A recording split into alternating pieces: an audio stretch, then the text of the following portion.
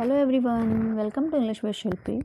और आज हम लोग क्या करेंगे, आज हम लोग जो इलाहाबाद हाई कोर्ट 2019 का जो एआरओ का पेपर था, असिस्टेंट रिव्यू ऑफिसर का, जो फरवरी 2019 में की हुआ था, उसका प्रीवियस ईयर इंग्लिश का पेपर करेंगे। ठीक है, इस चैनल पे आरओ का जो 2020 जनवरी का पेपर था वो मैं करा चुकी हूँ, वो पड़ा हुआ है।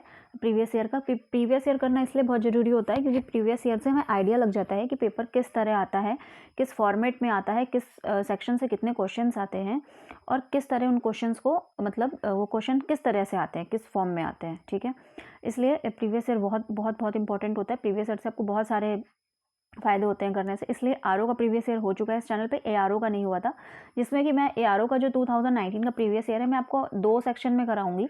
जैसे एक ये पहला सेक्शन है, इसमें जितने भी वोकैब से रिलेटेड क्वेश्चंस हैं, ठीक है, इसमें जो प्रीवियस ईयर के फरवरी का जो पेपर हुआ था उसमें जितने भी वोकैब्स के क्वेश्चन आए थे, चाहे वो वन वर्ड सब्सटीट्यूशन से हो, चाहे वो स्पेलिंग एरर से हो, चाहे वो एंटोनिम्स सिनोनिम्स से हो, चाहे वो इडियम एंड फ्रेजेस से हो, ठीक है, वन वर्ड सब्सटीट्यूशन हो, इडियम फ्रेजेस हो, स्पेलिंग एरर हो, वर्ड मीनिंग हो, एंटोनिम्स सिनोनिम्स हो, वो सारे एक साथ 25 के आसपास। देखिए 50 मार्क्स का पूरा होता है, 50 क्वेश्चन आते हैं, 50 इंग्लिश के होते हैं, उसमें से 25 या 20 के आसपास आपके आते हैं ग्रामर से, जिसमें भी सब कुछ मिक्स आता है, एरर मिक्स होता है, जिसमें फिल इन द ब्लैंक्स होते हैं, पार्ट ऑफ स्पीच होते हैं, और बचा हुआ 25-30 क्या आता है आपका वोकैब्स। ठीक है, तो आज जितने भी वोकैब्स वाले, मतलब 50 क्वेश्चन में से लगभग 26-27 जो वोकैब्स के आए थे उनको एक साथ कंपाइल कर लिया है मैंने।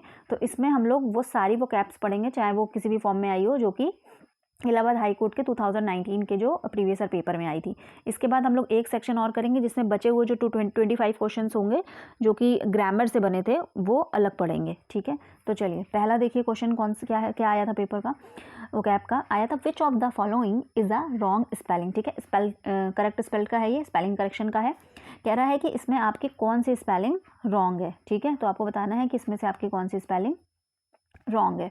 तो देखिए पहली थी एम्बेरेस, दूसरी थी एक्नॉलेज, तीसरी थी कॉन्शियस, चौथी थी डेफिनेट। तो देखिए ये आई है, ठीक है, चौथी थी डेफिनेट।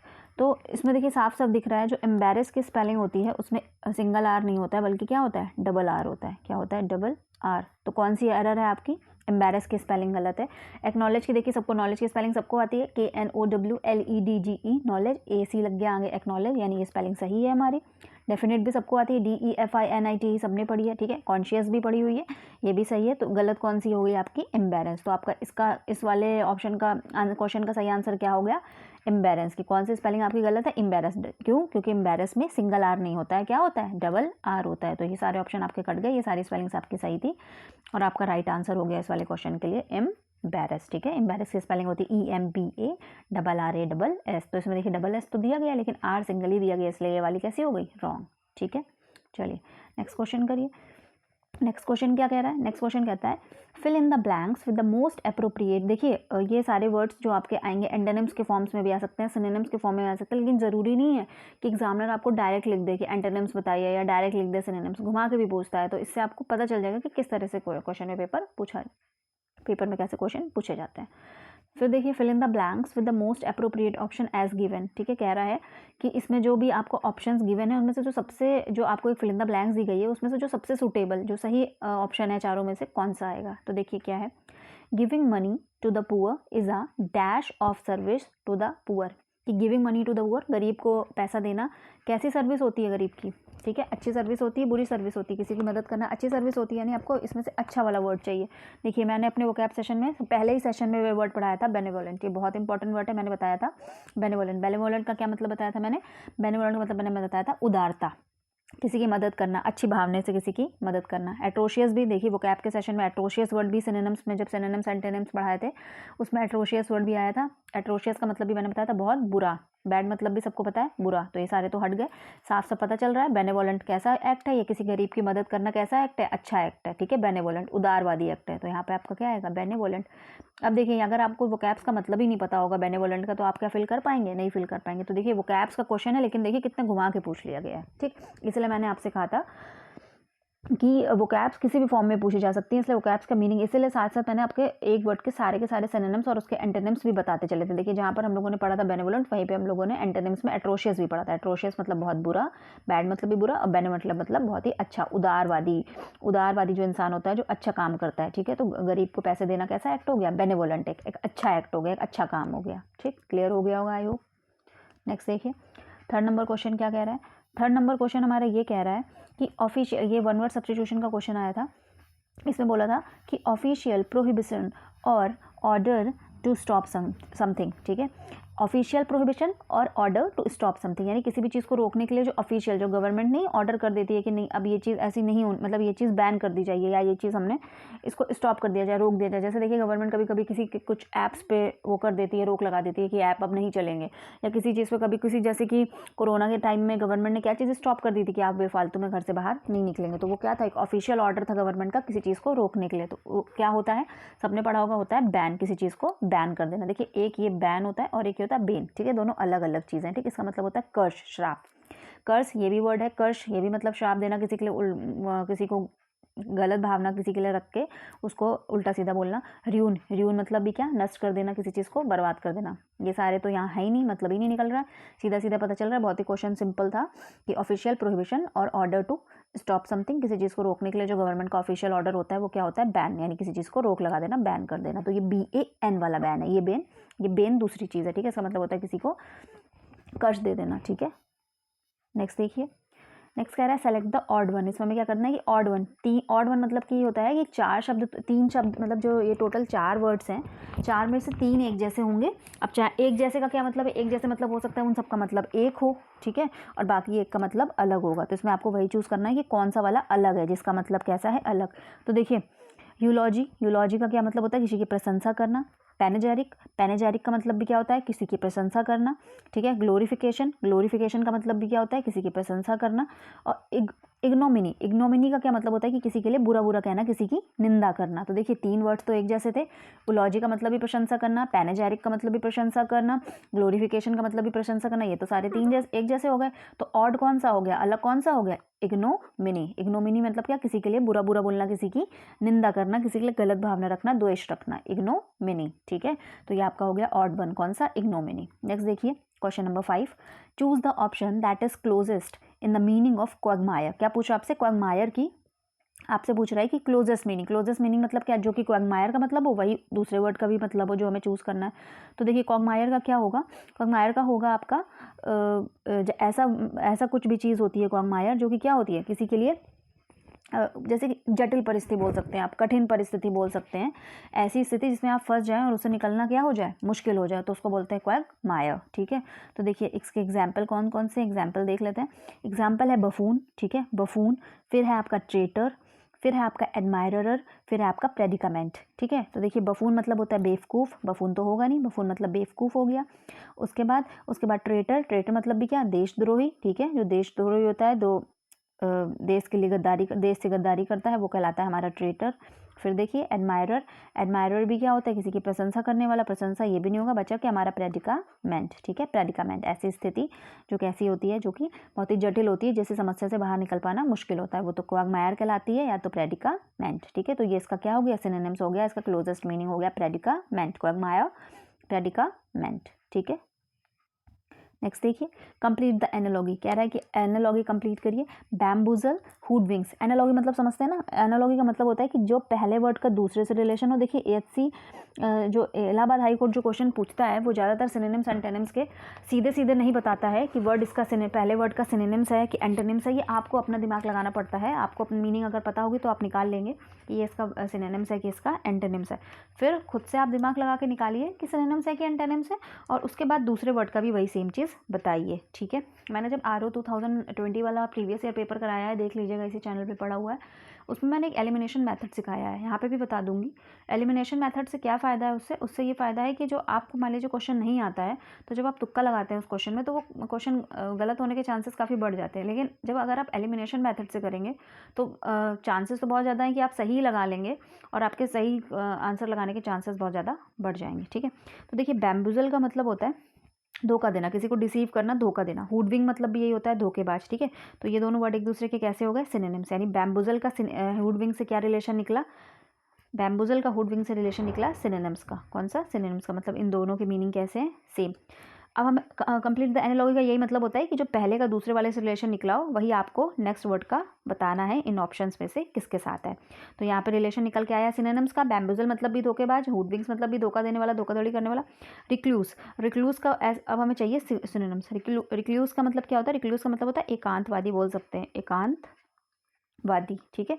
जो लोग नहीं घर परिवार छोड़ के साधु संत बन जाते हैं, अकेले में रहने चले जाते हैं, अकेले में तपस्या करने लग जाते हैं, रिक्लूस अलग हो जाना, विरक्त हो जाना घर परिवार से। तो ठीक है। अपबीट मतलब क्या होता है? देखिए अपबीट का मतलब होता है बहुत ही जोशीला इंसान, जो कि बहुत उत्साहित होता है, बहुत ही एंथुजियास्टिक होता है, अपबीट होता है, ठीक है। वर्ल्ड का भी अलग सेंस हो गया। हर्मिट, यहाँ पे क्या आ गया आपका? हर्मिट। हर्मिट भी क्या होते हैं? एकांतवादी साधु संत जो होते हैं वही आपके होते हैं हर्मिट। तो इसका भी क्या हो गया आपका? एकांतवादी कह सकते हैं, साधु संत कह सकते हैं, अलग रहने वाले कह सकते हैं, जो संसार से विरक्त। तो ये यही मीनिंग का इसका क्या हो गया आपका? हो गया सिनोनिम्स। ये इसका सिनोनिम्स। रिक्लूस भी एकांतवादी और हर्मिट भी, साधु संत भी एकवादी। तो इसका सही ऑप्शन क्या हो गया आपका? 3 नंबर, हर्मिट, ठीक है। नेक्स्ट क्वेश्चन देखिए।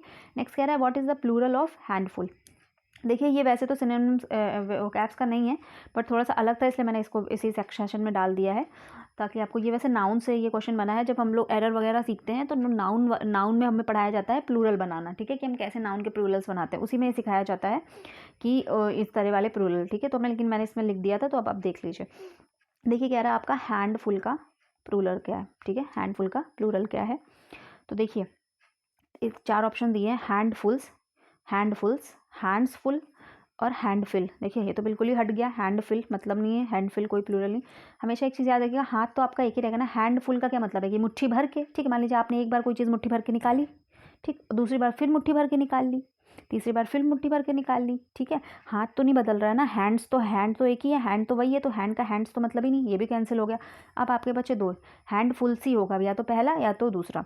तो मतलब अगर आपने किया होगा तो पता होगा कि क्या आता है इसमें, सिंगल एल आता है। तो ये वाला भी रॉन्ग हो गया, ये वाला आपका हो गया सही, हैंडफुल्स, HAND, hand FULS, double L नहीं, सिंगल एल, ठीक है, एल्स, हैंडफुल्स, ये हो गया आपका सही ऑप्शन।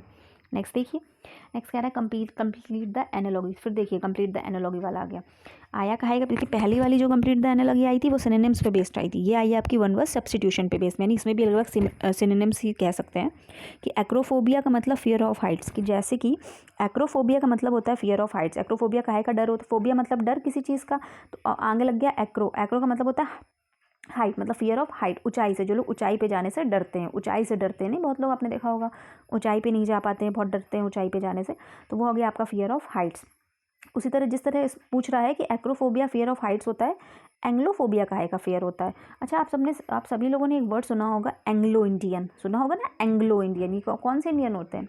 एंग्लो, इसी से आप अंदाजा लगा सकते हैं एंग्लोफोबिया, ठीक है। यानी जो इंग्लिश कल्चर, जो ब्रिटिश पीपल होते हैं, इंग्लिश कल्चर पीपल होते हैं, उनका जो डर होता है, ठीक है, वो आपका होता है एंग्लोफोबिया, ठीक है, fear of English cultured people, ठीक है। ऐसे लोग जो क्या होते हैं, ब्रिटिश पीपल होते हैं, इंग्लिश कल्चर्ड पीपल होते हैं, उनसे जो उनका जो डर होता है, जो लोग उनसे डरते हैं, उनसे भय करते हैं, वो कहलाते हैं फियर, इसका डर कहलाता है फियर ऑफ एंग्लोफोबिया, यानी इंग्लिश कल्चर्ड पीपल का डर, ठीक है। नेक्स्ट देखिए, समवन वो runs away from the law. ये भी कैसा आपका वन वर्ड सब्स्टिट्यूशन का क्वेश्चन है, बहुत पूछा जाता है पेपर में। कह रहा है ऐसा इंसान जो कानून से भाग जाता है, क्या करता है? कानून से भागता है, भगोड़ा, जिसको कहते हैं भगोड़ा, क्या कहलाता है ये? फ्यूजिटिव। क्या होता है? फ्यूजिटिव होता है, ठीक है। परसिस्टेंट नहीं होगा, जुवेनाइल नहीं होगा, जुवेनाइल मतलब भी क्या? यंग एज का जो यंग एज कहलाती है जुवेनाइल, ठीक है। नन ऑफ द एबव नहीं, ये भी नहीं सी, क्या हो जाए? फ्यूजिटिव मतलब जो लॉ से भागता है, भगोड़ा, ठीक है, फ्यूजिटिव। नेक्स्ट देखिए, डर्टी, फिल्दी, सिली। पूछ रहा है जैसा डर्टी का फिल्दी से रिलेशन, ये भी कंप्लीट द एनालॉगी का ही क्वेश्चन है। जैसे डर्टी का फिल्दी से जो रिलेशन है, वही रिलेशन सिली का इनमें से किस वर्ड से है, ठीक है। तो सबसे पहले देखिए डर्टी मतलब, ये मैंने पढ़ाया है वोकैब्स में, डर्टी मतलब भी गंदा, फिल्दी मतलब भी गंदा, ठीक। दोनों एक दूसरे के क्या हो गए? सिनोनिम्स। यानी अब हमें सिली का भी क्या चाहिए? सिनोनिम्स चाहिए। सिली मतलब भी मूर्खता, और फ्रिवलस मतलब भी मूर्खता। ये भी वर्ड मैंने वोकैब सेशन में पढ़ाया, अगर जिसने वोकैब के सेशन देखे होंगे पिछले, फ्रिवलस मैंने पढ़ाया था वर्ड, इसके सारे सिनोनिम्स भी बताए थे, एंटीनिम्स में सिली भी बताया था मैंने इसका सिनोनिम, ठीक है, फ्रिवलस। तो फ्रिवलस भी क्या हो गया आपका? सिली का सिनोनिम्स हो गया, ठीक है। फ्रिवलस भी मूर्ख था, सिली भी मूर्ख। मंडन क्या होता है? मंडन आपके होता है बोरिंग, संसारिक, बोरिंग मैटर्स, ठीक है, सीरियस, सबको पता ही है, ठीक है। यह आपका फ्रिवलस, मूर्खता, सिली भी मूर्खता, इसका राइट आंसर हो गया आपका फ्रिवलस। नेक्स्ट देखिए, नेक्स्ट आपका इडियम एंड फ्रेजेस का क्वेश्चन है। रेनिंग कैट्स एंड डॉग्स, क्या बोल रहा है, रेनिंग कैट्स एंड डॉग्स। इसका क्या मतलब होता है, ये वाला इडियम तब यूज़ करते हैं जब बहुत तेज़ बारिश हो रही होती है। क्या हो रही होती है, बहुत तेज़ बारिश हो रही, तो बोलते हैं कि it is raining cats and dogs. ये भी मैंने पढ़ाया है अपने इडियम वाले सेशन में। तो इसका हो गया आपका वेरी हैवी रेन, ठीक है, बहुत ज़्यादा जब बारिश होती है तो बोलते हैं रेनिंग कैट्स एंड डॉग्स, यानी कि बहुत ज़्यादा बारिश होना, वेरी हैवी रेन। इसका सही आंसर क्या हो गया, वेरी हैवी रेन। नेक्स्ट देखिए, नेक्स्ट क्वेश्चन है to tie the knot. To tie the knot का क्या मतलब, देखा होगा आपने, जब शादी होती है तो पीछे जो वो बांधी जाती है ना, दुपट्टे में चुन्नी एक दूसरे की बांधी जाती है ना लड़के लड़के के, तो बस वही चीज़ है टू टाई द नॉट, यानी कि शादी कर लेना, get married. To tie the knot, शादी कर लेना, गेट मैरिड। नेक्स्ट देखिए, नेक्स्ट है समवन वो comes up with a counter argument contrary to what other people have been saying. इसका मतलब ऐसा कोई इंसान जो कि क्या कर रहा है, जो कि लगातार काउंटर आर्ग्यूमेंट कर रहा है, मतलब जो लोग बोल कुछ, जो वहाँ के कहीं की भी, मान लीजिए कहीं की भी कोई बात है कि जो वहाँ का नॉर्मल लोगों का मानना है जिस चीज़ को लेके, उस चीज़ के विरोध में जो आदमी परमानेंट आर्ग्यू कर रहा है, उस चीज़ के विरोध में बोल के बहस कर रहा है, जो कि वाकई सही चीज़ है उसके विरोध में बोल के बहस कर रहा है, ऐसा आदमी क्या कहलाता है, ऐसा आदमी कहलाता है डेविल्स एडवोकेट। क्या कहलाता है, डेविल्स एडवोकेट, यानी जो गलत का साथ दे, जो गलत के पक्ष में बोले, जो गलत के पक्ष में बहस करे, वो हमारा होता है डेविल्स एडवोकेट। क्या है इसका मतलब, someone who comes up with a counter argument, कि ऐसा इंसान जो बार बार आर्ग्यूमेंट करता है कॉन्ट्रेरी टू मतलब उस चीज़ के खिलाफ, उस चीज़ के विरोध में, जो कि बाकी लोग वहाँ के कहीं के सब लोग जो जिस चीज़ को मानते हैं या जो चीज़ बोल रहे हैं उसके खिलाफ कोई चीज़ बोलना, यानी कि गलत का साथ देना। इवन वो खुद भी उस बात को नहीं मानता है जो वो बात वो बोल रहा है, जिस बात के लिए वो बहस कर रहा है, लेकिन फिर भी केवल आर्ग्यूमेंट के लिए वो उसी बात को बोलता है, तो वो होता है डेविल्स एडवोकेट। क्लियर हो गया होगा, ठीक है। नेक्स्ट देखिए, नेक्स्ट कौन सा है आपका, नेक्स्ट है अपोजिट मीनिंग ऑफ ट्रेड्यूस, ठीक है। इसमें पूछा है आपसे अपोजिट मीनिंग ऑफ ट्रेड्यूस, यानी ट्रेड्यूस का आपसे एंटोनिम्स पूछा है। तो सबसे पहले देखिए ट्रेड्यूस का मतलब क्या होता है। ट्रेड्यूस का मतलब होता है किसी की निंदा करना, ठीक है। क्या मतलब होता है, किसी की निंदा करना, किसी के लिए बुरा बुरा बोलना, किसी की छवि खराब करना, ये सारा होता है ट्रेड्यूस, ठीक है। रेफाइल भी सेम चीज़ होता है, किसी की निंदा करना। विलीफाई भी होता है किसी की इमेज को गंदा करना, छवि गंदा करना, किसी के लिए गंदा गंदा बोलना। बेस्मिर्च भी वही चीज़ होती है, किसी की निंदा करना। ये तो सारे एक जैसे शब्द हो गए, ठीक है। ये सारे तो इसके क्या हो गए, सिनोनिम्स हो गए। हमसे पूछा गया था अपोजिट मीनिंग, यानी कि एंटोनिम्स। एंटोनिम्स क्या बचा हमारा, प्लॉडिट। प्लॉडिट का क्या मतलब होता है कि प्रशंसा करना, ठीक है। तो निंदा करने का उल्टा क्या हो गया, प्रशंसा करना। देखिए यहाँ मैंने आपको बताया था एक एलिमिनेशन मेथड होता है। जैसे मान लीजिए आपको कि इनमें से दो वर्ड्स की मीनिंग पता होती या एक वर्ड्स की जैसे कुछ मीनिंग पता, सबको बेस्मिर्च पता था, सबने सुना होगा बेस्मिर्च और विलीफाई कॉमन वर्ड्स है कि गंदा होना, तो एक जैसे ऑप्शन है, तो ये हमारे क्या हो गए, कट गए, एक जैसे ऑप्शन कट गए। अब अगर मान लीजिए आपको नहीं आ रहा तुक्का लगाना, तो आपके लिए आपके पास दो ही ऑप्शन बचे तुक्का लगाने का, तो रेफाइल होगा या तो प्लॉडेड। तो आपके जब आपको कोई क्वेश्चन नहीं आता है तो तुक्का लगाने का भी एक तरीका होता है जिससे आपके तुक्का सही होने के चांसेस बढ़ जाते हैं, वो आपका कहलाता है एलिमिनेशन मेथड। जो मैंने आरओ का प्रीवियस ईयर पढ़ाया उसमें मैंने एलिमिनेशन मेथड बहुत अच्छे से बताया है, एक एक। इसमें तो इतना टाइम नहीं है इसलिए भी बहुत एक्सप्लेन में नहीं बता रही हूँ, बट जिसको भी देखना है वो आरओ का प्रीवियस ईयर का पेपर जाके देख लीजिएगा, जो इस चैनल पे पड़ा हुआ है उस पर बहुत अच्छे से मैंने एक्सप्लेन किया है एलिमिनेशन मेथड कैसे लगाया जाता है, कैसे काम करता है। नेक्स्ट क्वेश्चन देखिए, to stew in one's own juice, ठीक है। क्या इसका क्या मतलब है, to stew in one's own juice का मतलब है कि अपनी गलती का, जो आपने काम किया है, कोई गलती करी है, उसका जो भी रिजल्ट है वो आपको खुद ही भुगतना है। आपको जो भी उससे जो भी दिक्कतें परेशानी आएंगी वो आपको ही भुगतनी है। तो इसका क्या मतलब है, to suffer the result of one's own action, कि आदमी जो अपने काम करता है उसका फल भी उसी को मिलता है, तो उसको बोलते हैं to stew in one's own juice, ठीक है। To suffer the result of one's own action, कि अपने खुद के कामों के लिए मतलब कष्ट झेलना या परेशानियां, जो भी आपने गलत किया है, आपने कामों का एक्शन। नेक्स्ट देखिए, नेक्स्ट कौन सा है, to make hay while the sun shines, ठीक है। To make hay while the sun shines, ये बहुत ही कॉमन है, सबने सुना होगा। इसका मतलब होता है कि किसी अपॉर्चुनिटी का या समय का बहुत अच्छा यूज़ कर लेना, ठीक है। To make good use of a opportunity, मतलब आपको कोई अवसर मिला और आपने उसका बहुत बढ़िया फ़ायदा उठा लिया, बहुत अच्छा उसको यूज़ कर लिया अपॉर्चुनिटी या समय को, तो वो होता है to make hay while the sun shine, ठीक है। To put the eat glass कोई मतलब नहीं है। टू बी फेयरफुल, ये सब अलग गलत मतलब है, तो ऐसे ही मतलब ऑप्शन के लिए बना रखे हैं। बाकी इसका राइट ऑप्शन क्या है, to make good use of a opportunity. Clear हो गया होगा, बहुत कॉमन है, सबने सुना होगा, बचपन से पढ़ते आ रहे हैं ये वाला, तो इसमें कुछ बहुत अलग से समझाने के लिए नहीं है। फिर देखिए स्पेलिंग एरर का फिर से आ गया, choose the correct spelling. Correct spelling हमें इसमें से चूज़ करनी है। वर्ड हमारा क्या है, कंशेंशियस, ठीक है। कंशेंशियस का क्या क्या सही स्पेलिंग है, देखिए कंशेंशियस CON सब में, ठीक है। इसको देखिए तोड़ करके, हमेशा जो बड़ी स्पेलिंग होती है उसको हमेशा तोड़ करके समझा जाता है, ठीक, कंशन, ठीक है। फिर देखिए CN सबको पता है कंसेंशियस, ठीक है। तो शन क्या ये होती है SCIEN, देखिए ऐसा कहाँ का है SCIN, एक ऑप्शन ये मिला SCIN वाला। एक ये मिला SCIE वाला, ठीक है। बाकी ये दोनों तो पहले ही हट गए। इसमें क्या SCE पहले आ गया, ये भी हट गया। इसमें क्या SI आ गया, ये भी हट गया। अब इन दोनों में भी देखिए कौन क्या सेम है, फ़र्क क्या है। इसमें इतना फ़र्क है, इसमें लास्ट में लगा है TIOUS और इसमें लगा है TIUOS। तो सबको पता है क्या होता है, TIOUS होता है। तो ये वाला भी हमारा गलत हो गया। सही स्पेलिंग क्या हो गई हमारी कंशेंशियस की, कंशेंशियस की सही स्पेलिंग हो गई हमारी पहली वाली CONSCIENTIOUS, ठीक है, कंशेंशियस, ठीक है। क्लियर हो गया होगा बहुत अच्छे से। देखिए स्पेलिंग एरर में कितनी छोटी छोटी चीज़ का ध्यान रखना पड़ता है। नेक्स्ट देखिए, नेक्स्ट आया था एक इडियम एंड फ्रेजेस, जिसका क्या था, once in a blue moon. इसका मतलब पूछा गया था once in a blue moon, सबको पता है once in a blue moon idiom का क्या मतलब होता है, ऐसी कोई घटना जो कि बहुत कम, रेयरली, कभी कभी होती हो, ठीक है। An incident that happens rarely, ऐसी कोई घटना, ऐसा कोई काम जो कि रेयरली, बहुत कभी कभार होता हो, हमेशा ना होने वाला। तो ठीक है, once in a blue moon भी बहुत ईजी है, सबने सुना होगा, सबने पढ़ा होगा, ठीक है। An incident that happens rarely. Next देखिए, नेक्स्ट क्या है, what is the meaning of claustrophobia. ये हमारा वन वर्ड सब्सटीट्यूशन से आ गया। फोबिया के वर्ड देखिए जरूर आते हैं, आर के भी एग्जाम में आए थे और आपके उसमें भी आए थे। देखिए अभी दो हम लोग फोबिया के पढ़ चुके हैं, वन वर्ड सब्सटीट्यूशन HCARO में भी। एक काम करूँगी, फोबिया वाले जितने भी वर्ड्स, जितने भी वन वर्ड सब्सटीट्यूशन है, सारे मैं एक साथ कंपाइल करके आपको एक फोबिया फेवल उसमें केवल फोबिया पढ़ा दूंगी कि कितने तरह के फोबिया होते हैं, क्या क्या होते हैं, ताकि आपके फोबिया वाले, क्योंकि आते हैं, ज़रूर आते हैं, तो उसको मैं अलग से पढ़ा दूंगी, ठीक है। इसमें क्या रहा, what is the meaning of claustrophobia. तो देखिए क्लॉस्ट्रोफोबिया का क्या मतलब होता है। क्लॉस्ट्रोफोबिया का मतलब होता है कि बंद, किसी जो इंसान बंद कमरे या बंद स्पेस से डरता है। फियर ऑफ क्लोज्ड स्पेसेस, ठीक है, बंद जगह से या बंद कमरे से जो आदमी डरता है, जो डर होता है बंद जगह का, बंद कमरे का, वो कहलाता है फियर ऑफ क्लोज्ड स्पेसेस, ठीक है, क्लॉस्ट्रोफोबिया। ये हो गया आपका बी ऑप्शन करेक्ट हो गया इसमें। नेक्स्ट देखिए क्या कह रहा है, नेक्स्ट कह रहा है चूज द करेक्ट स्पेलिंग, ठीक है। चूज द करेक्ट स्पेलिंग क्या हुआ आपका, इसमें से हमें क्या करनी है, करेक्ट स्पेलिंग चूज करनी है। मिलेनियम वर्ड है, ठीक। देखिए इसको ऐसे याद रखा जाता है मिलेनियम को, कि इसमें पहला दिया गया MILLENEIUM, ठीक है। फिर है MILENNIEUM, फिर है MILLENNIUM,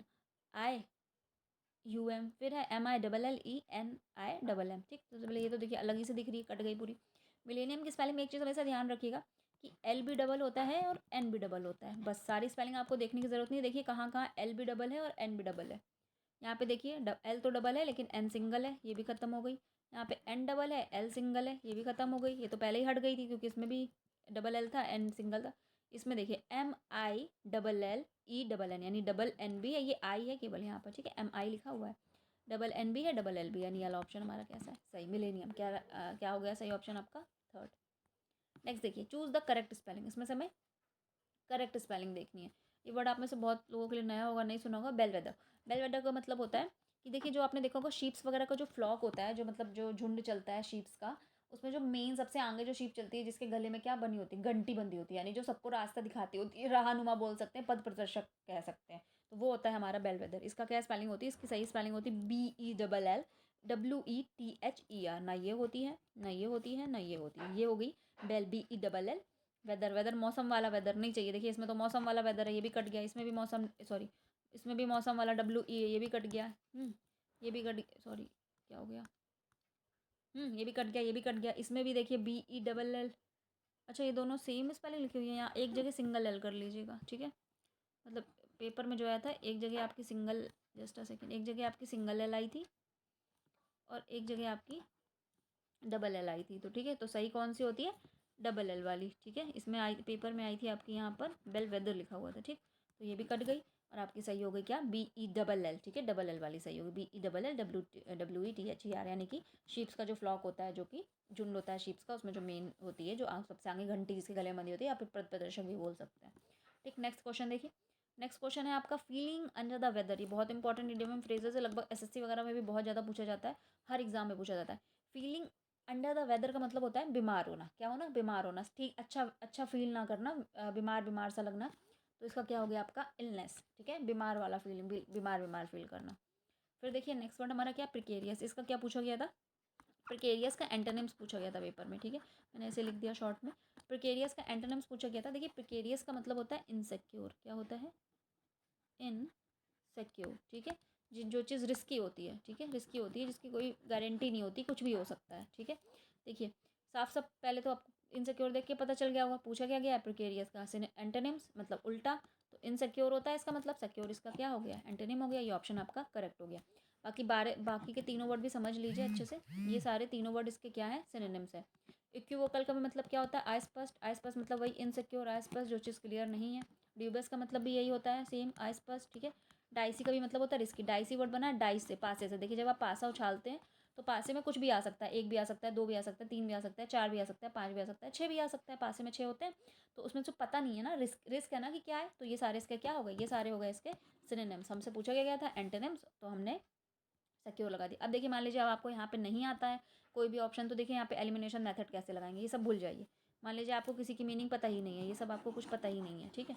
अब आपको केवल क्वेश्चन में पेपर आ गया और आपको अब इसमें से आंसर करना है, तो आप कैसे आंसर करेंगे, ठीक। देखिए क्या करेंगे फिर आपको ये करना पड़ेगा कि मान लीजिए आपको एलिमिनेशन मेथड लगाया है। ड्यूबियस वर्ड सबने सुना होगा, ठीक है, ड्यूबियस वर्ड सबने सुना होगा। इक्विवोकल भी बहुत हमेशा से आता है, जो नॉर्मल तैयारी कर रहे हैं उन्हें दोनों वर्ड पता होंगे।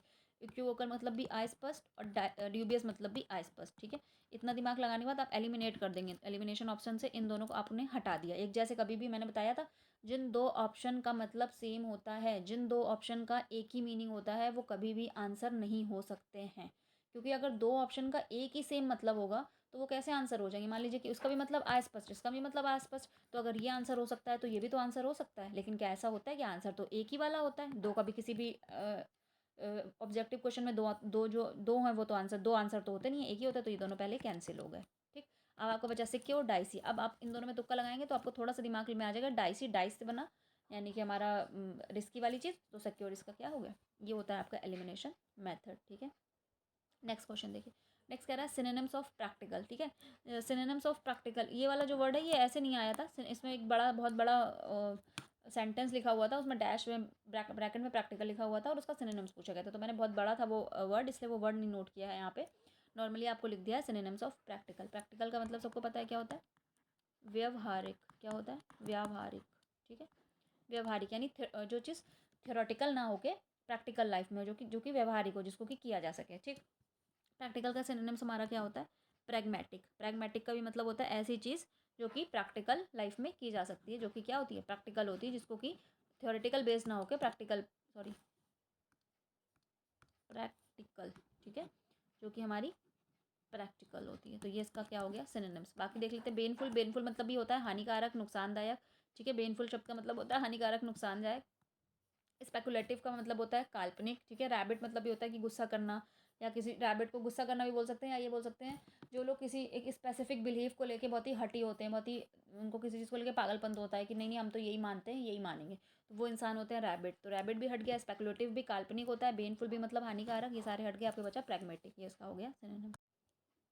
नेक्स्ट वर्ड है हमारा कॉन्सिक्वेंसेस। कॉन्सिक्वेंसेस वर्ड सबने सुना होगा। कॉन्सिक्वेंसेस का क्या मतलब होता है, आपने सुना होगा जनरली एक sentence, the consequences of your action will not be great, कि आपने जो काम किया है, आपने जो एक्शन किया है, उसका जो कॉन्सिक्वेंसेज होगा वो अच्छा नहीं होगा, या अच्छा होगा या अच्छा नहीं होगा, कुछ भी। कॉन्सिक्वेंस का मतलब होता है रिजल्ट, किसी चीज़ का, किसी काम का जो रिजल्ट होता है, जो उसका हल निकलता है, जो उसका फल निकलता है, वो होता है कॉन्सिक्वेंसेज। तो कॉन्सिक्वेंसेज का सिनोनिम्स क्या हो गया, रिजल्ट, किसी चीज़ का आउटकम, किसी चीज़ का रिजल्ट, ठीक है। तो ये हो गया इसका सिनोनिम्स। नेक्स्ट देखिए, बस हो गया ख़त्म, ठीक है। इतने ही थे, इतने ही आज लगभग मान लीजिए 50 नंबर के क्वेश्चन में से आपकी 25 के आसपास आपकी वो कैप्स आई थी। बचे हुए 25 जो ग्रामर की क्वेश्चन है, जिसमें प्रिपोजिशन भी था आपका, एरर भी था आपका, वो भी था, रीअरेंजमेंट भी था, ठीक है। इस तरह के क्वेश्चन आए थे, वो फिर अगले सेशन पे करेंगे। ये सारी वो कैप्स आपको अब क्लियर हो गई होगी, किस तरह से वो कैप्स पूछी जाती है, क्या क्या आता है। आई होप अच्छे से क्लियर हो गया होगा। Okay, thank you for watching.